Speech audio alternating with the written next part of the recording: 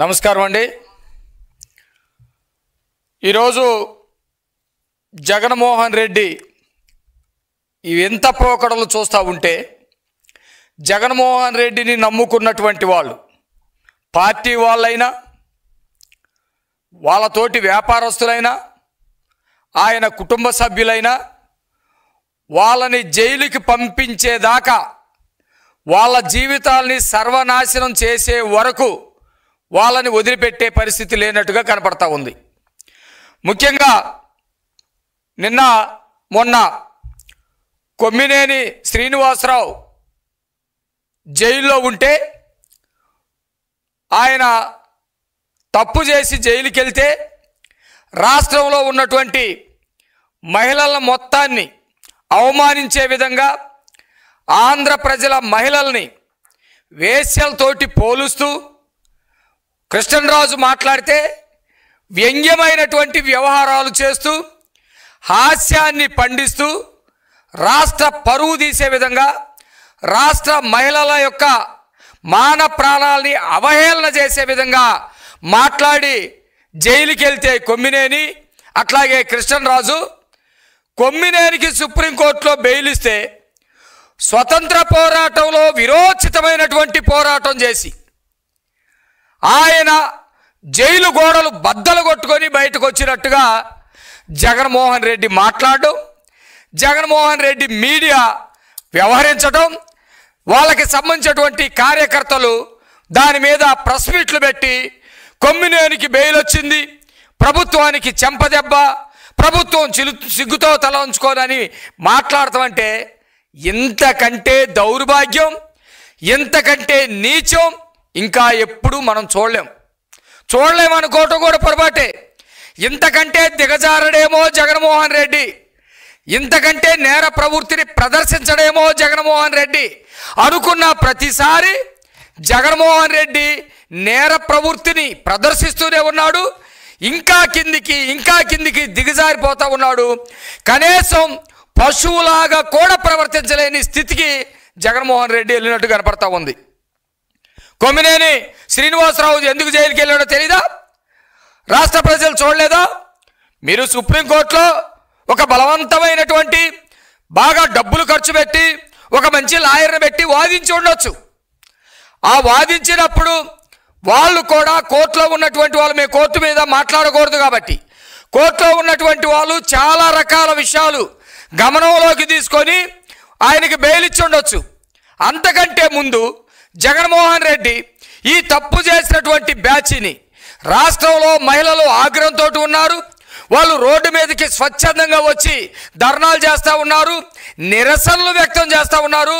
కాబట్టి ఇలాంటి తప్పు జరగకుండా ఉండాల్సింది నా ఛానల్లో జరిగింది కాబట్టి, నేను నిర్వహిస్తున్న టీవీలో జరిగింది కాబట్టి, నా దగ్గర జీతం తీసుకునేటువంటి వ్యక్తులు అపహాస్యం చేశారు కాబట్టి, నేను కుక్క బిస్కెట్లు వేసినటువంటి జర్నలిస్టులు ఈ విధంగా మాట్లాడుతూ ఉన్నారు కాబట్టి నేను రాష్ట్ర ప్రజలకి క్షమాపణ చెబుతున్నానని జగన్మోహన్ రెడ్డి మాట్లాడితే కూడా బాగుండేది.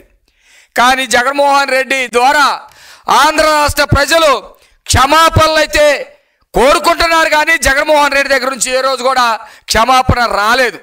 మీరు చూడండి, ఈరోజు చాలా పెద్ద తప్పు చేసినటువంటి కొమ్మినేని శ్రీనివాసరావు అట్లాగే కృష్ణరాజు విషయంలో జగన్మోహన్ రెడ్డి రాష్ట్ర ప్రజల్ని క్షమాపణ అడగకపోగా ఎవరైతే దాని మీద ధర్నాలు చేశారో లేకపోతే వాళ్ళు మండిపడ్డారో వాళ్ళ మీద చెప్పులు రాళ్ళేయించేటువంటి పరిస్థితి చేసుకొచ్చాడు.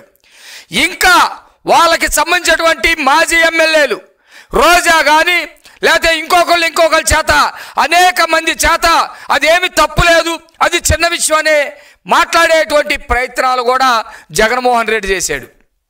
ఇది పెద్ద ఆశ్చర్యమేం కాదు. ఇంతకంటే ఇది పెద్ద ఘోరం. ఇంతకంటే ఘోరాలు జరిగినప్పుడు కూడా మాట్లాడలేదు. స్వయాన అనంతబాబు అనేవాడు వాళ్ళ డ్రైవర్ సుబ్రహ్మణ్యాన్ని కేవలం వ్యక్తిగతమైనటువంటి గొడవతోటి అత్యంత క్రూరంగా చంపి డోర్ డెలివరీ చేస్తే జగన్మోహన్ రెడ్డి ఏమన్నా రాష్ట్ర ప్రజలకు క్షమాపణ చెప్పాడా? ఆ రోజు ముఖ్యమంత్రి హోదాలో చెప్పలేదు. లేదు 4 గోడల మధ్య అతన్ని ఏమన్నా రే నువ్వు తప్పు చేస్తున్నావని చెప్పాడా? చెప్పలేదు. చెప్పకపోగా రెడ్ కార్పెట్ వేసి పోలీసుల చేత సెల్యూట్ చేయించి మేళాలు తాళాలతోటి ఊరేగించాడు ఇదే జగన్మోహన్ రెడ్డి. అలాంటి వ్యక్తి ఈరోజు కొమ్మినేని బెయిల్ మీద వచ్చాడని పండగలు చేయకుండా ఎట్లా ఉంటాడు? అలాంటి స్వభావం ఉన్నటువంటి వ్యక్తి వాటర్ని కొట్టి వాటర్లు లైన్లో నుంచొని ఎందుకు రాకంటే ముందుకెళ్తున్నాం అని చెప్పేసి వాటర్ అడిగితే వాటర్ని పట్టుకొని కాలర బట్టి చెంప పగలగొట్టినటువంటి అన్నబత్తి శివకుమార్ని ఏమయ్యా వాటర్లు దేవుళ్ళు, వాటర్లు ఓటేస్తేనే మనం ఎమ్మెల్యేలుగా మంత్రులుగా ముఖ్యమంత్రులుగా గెలుస్తాం, ఓటర్ల మీద చెయ్యి చేసుకోవటం తప్పు అని ఆ రోజు జగన్మోహన్ రెడ్డి ఏమైనా మాట్లాడాడా? అన్నబత్తి శివకుమార్ బ్రహ్మాండంగా చేశాడు, అద్భుతంగా చేశాడని చెప్పి మాట్లాడినటువంటి నీచుడు జగన్మోహన్ రెడ్డి. సరే, ప్రజాస్వామిక వ్యవస్థలో ఓట్లు వేయడం అనేది ప్రజల యొక్క హక్కు. ఆ ఓట్ల విషయంలో అతనికి తక్కువ ఓట్లు పడుతున్నాయని ఈవీఎంలు బద్దలు కొట్టినటువంటి పిన్నెల్లి రామకృష్ణారెడ్డిని ఏమన్నా, పిన్నెల్లి ఓట్లనే ప్రజాస్వామ్యంలో మన భవిష్యత్తుని నిర్ణయిస్తాయి, ఓట్ల ఈవీఎంల జోలికి వెళ్ళకూడదు, వాటిని ఎందుకు పగలగొట్టామని చెప్పేసి వాళ్ళనేమన్నా మాట్లాడాడా ఆ రోజు? పిన్నెల్లి ఏమయ్యా, ఆయన ఏం చేశాడు? ఈవీఎంలు పగలగొడితే తప్ప ప్రజాస్వామ్యంలో అతను ఏదో ఓడిపోతున్నాడని భయపడ్డాడు, ఈవీఎంలు పగలగొట్టాడు, ఇది తప్ప అని చెప్పేసి అతన్ని ప్రోత్సహించాడు. ఇలాంటి ఒకటి కాదు రెండు కాదు, కోర్టుల్లోకి వెళ్ళి కోర్టులు ఫైలు తగలబెట్టినటువంటి కాకానిని కూడా అతనేంటా 2 ఫైళ్ళు తగలబెడితే తప్పయిందా? అతనికి కేసు భయం ఉంది, ఫైళ్ళు తగలబెట్టాడు, తగలబెడితే తప్ప అని చెప్పి మాట్లాడాడు.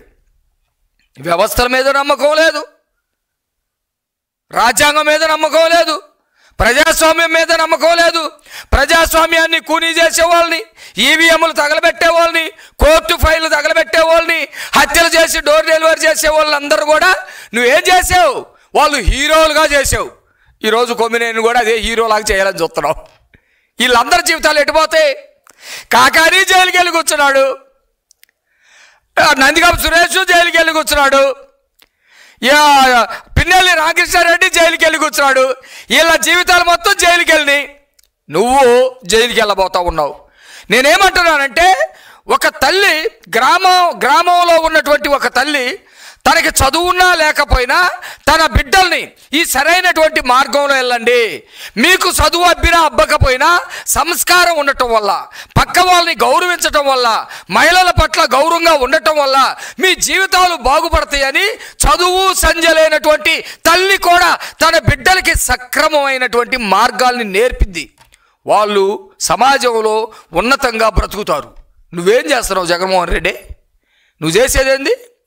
నువ్వు చేసేది ఒక పెద్ద నేరాలు, ఆ నేరాలను కాపాడుకోవటం కోసం చేసేది ఘోరాలు, ఆ నేరాల ద్వారా అధికారంలోకి రావాలనుకుంటే చేసేది హత్యలు.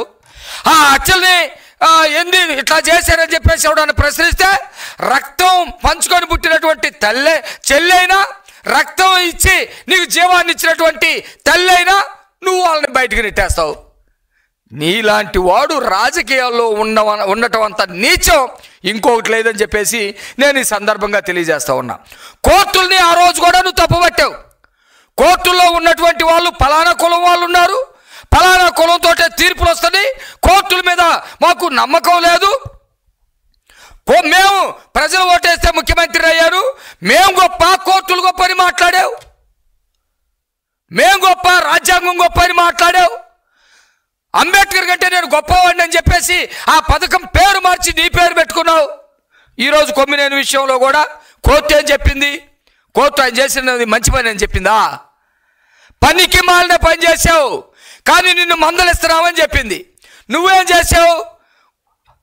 ప్రభుత్వానికి చెంప దెబ్బ, లేకపోతే ప్రభుత్వం సిగ్గుతో తలంచుకోవాలి అని చెప్పేసి మాట్లాడుతూ నీ ఛానల్లో ఏమని మాట్లాడతావు? 70 ఏళ్ల వయసు ఉన్నటువంటి వాళ్ళని అరెస్ట్ చేస్తారా అని కోర్టు అంది అని చెబుతున్నావు. కోర్టు ఆ మాట అందా? ఛాలెంజ్రా. 3 పేజీలు తీర్పు ఉంది కదా కోర్టుది, సుప్రీంకోర్టు తీర్పు. దానిలో కోర్టు 70 ఏళ్ల వయసు అతన్ని ఎక్కడైనా అరెస్ట్ చేస్తారని మందలించాడు చెబుతావా? అట్లాగే కోర్టు తీర్పు చాలా స్పష్టంగా చెప్పింది. ఏమని చెప్పింది? It is made clear that the petitioner shall not either involve himself in making any defamatory statement nor shall nor allow any other person to make such statement in his presence in the TV news shows అని చెప్పింది. అంటే అర్థం ఏంటి? కొమ్మినేని నువ్వు భవిష్యత్తులో సాక్షి ఛానల్లో కానీ మరేదన్నా ఛానల్లో కానీ నువ్వు పనిచేసేటప్పుడు టీవీ షోస్ నిర్వహించేటప్పుడు ఇలాంటి వ్యాఖ్యలు చేయరాదు. ఇలాంటి వ్యాఖ్యలు కనుక చేస్తే నీ మీద తీవ్రంగా పరిగణించవలసి వస్తుంది. ఈ విషయం నువ్వు ఎక్కడని చెప్పావా? పోయి పిల్లలను అడుగు, ఈ స్టేట్మెంట్ చదివి వినిపిస్తారు. ఇలాంటివన్నీ పక్కదారి పట్టించేటువంటి పరిస్థితి నువ్వు చేస్తూ ఉంటావు. మీరంతా పెద్ద దొంగల ముఠాలాగా వ్యవహరిస్తూ ఉన్నారు. మేమేమంటున్నామంటే ఆయన పెద్ద స్వతంత్ర సమరయోధుడు కాదు. ఈ దేశాన్ని రక్షించడం కోసం జైలుకి వెళ్ళలేదు, లేకపోతే ఈ దేశాన్ని రక్షించడం కోసం ఏదో పెద్ద ఉద్యమాలు చేసి జైలుకి వెళ్ళలేదు. ఆయన నువ్విచ్చే జీతానికి కక్కుర్తిపడి నువ్వు చెప్పేటువంటి క్రిమినల్ యాక్టివిటీస్, మైండ్ గేమ్, లేకపోతే విచ్ఛిన్నకరమైనటువంటి కార్యక్రమాలు చేసేదానికి చేస్తూ ఉన్నాడు. కొమ్మినేని ఇదే మాట్లాడాడు. అయ్యా, చాలా విషయాల మీద విమర్శలు వస్తూ ఉన్నాయి, నా టీవీ షోస్ మీద కూడా విమర్శలు వస్తూ ఉన్నాయి. నేను భజన కొడతా ఉన్నాను, తబల కొడతా ఉన్నాను. కాకపోతే నేను ఒక యజమాని దగ్గర పని చేస్తున్నా. ఆ యజమాని నాకు జీతం ఇస్తున్నాడు. జీతం ఇచ్చేటప్పుడు ఆయన దగ్గర నేను కుక్కలాగా పనిచేయటం తప్పు అవుతుందని కొమ్మినేని మాట్లాడాడు. జర్నలిస్ట్ ఉండాల్సింది అట్లా కాదు.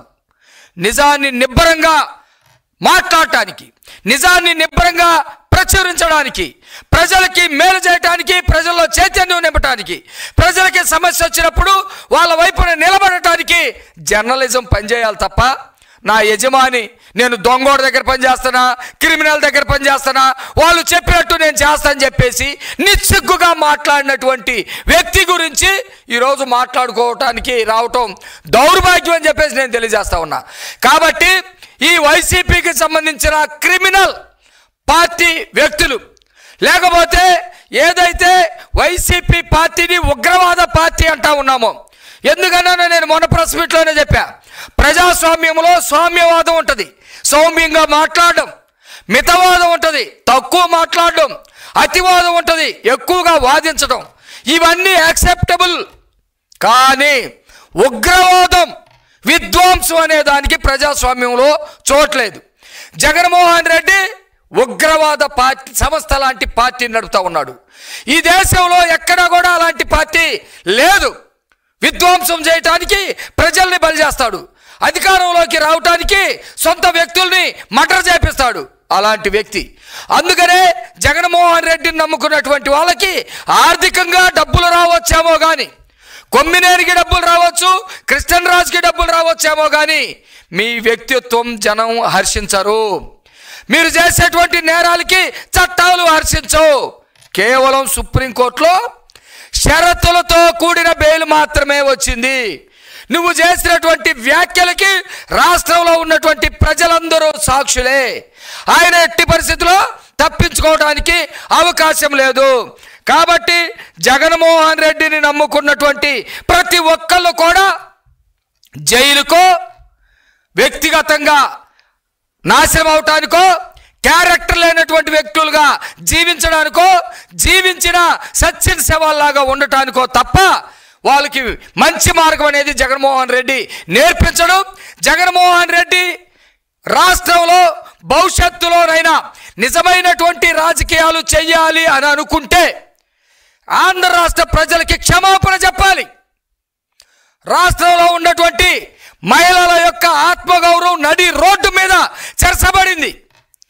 వాళ్ళ ఆత్మాభిమానాన్ని మీ పేటీఎం కుక్కలు ఇష్టం వచ్చినట్టు మాట్లాడారు. నువ్వు రాజకీయాలు ఏమాత్రం స్వచ్ఛంగా నడపాలనుకున్నటువంటి వ్యక్తి అయితే నువ్వు క్షమాపణ చెప్పు. అంతేగాని వాళ్ళు చేసిన తప్పుని సుప్రీంకోర్టు బెయిల్ ఇవ్వటం వల్ల తప్పు కాకుండా పోయిందనో, లేకపోతే వాళ్ళు చేసేటువంటి తప్పులు బ్రహ్మాండంగా చేసుకోవచ్చని నువ్వు ప్రోత్సహించడమో, లేకపోతే నేరస్తులు మొత్తం చేత నేరాలు చేయించడమో గనక చెబితే, గతంలో సంవత్సరం క్రితమే ఆంధ్ర రాష్ట్ర ప్రజలు నీ నేర ప్రవృత్తిని, నీ నేర ఆలోచనల్ని, నీ నేర ప్రక్రియల మొత్తాన్ని గమనించి 11 సీట్లకు పరిమితం చేశారు. ఇప్పుడు సక్రమైనటువంటి పద్ధతిలో ప్రభుత్వం పాలన చేస్తూ రాష్ట్రంలో ఉన్నటువంటి విద్యార్థులకి, నిరుద్యోగకి, మహిళలకి, తల్లులకి అందరికీ మేలు చేస్తూ ఉన్నటువంటి ఈ సమయంలో కూడా కనీసం విఘ్నతతోటి వ్యవహరించకుండా తప్పుడు పద్ధతిలో నీ అబద్ధపు సాక్షి ద్వారా ప్రచారం చేసేటువంటి పద్ధతి నీకు అదొక ఆయుధం అనుకుంటావు. ఆ ఆయుధమే నీకు ఉరితాడేపిస్తుందని ఈ సందర్భంగా తెలియజేస్తూ, జగన్మోహన్ రెడ్డి కొంచెమైనా మహిళల పట్ల గౌరవం ఉంటే క్షమాపణ చెప్పాలని నేను డిమాండ్ చేస్తూ, కొమ్మినేని షరతులతో వచ్చాడు. సుప్రీంకోర్టు చాలా షరతులు పెట్టింది, తీవ్రంగా అతన్ని మందలించింది. వాటిని ప్రచారం చేయకపోయినా రాష్ట్ర ప్రజలు గమనిస్తున్నారనే సంగతి గుర్తుపెట్టుకోవాలని ఈ సందర్భంగా తెలియజేస్తా ఉన్నాను.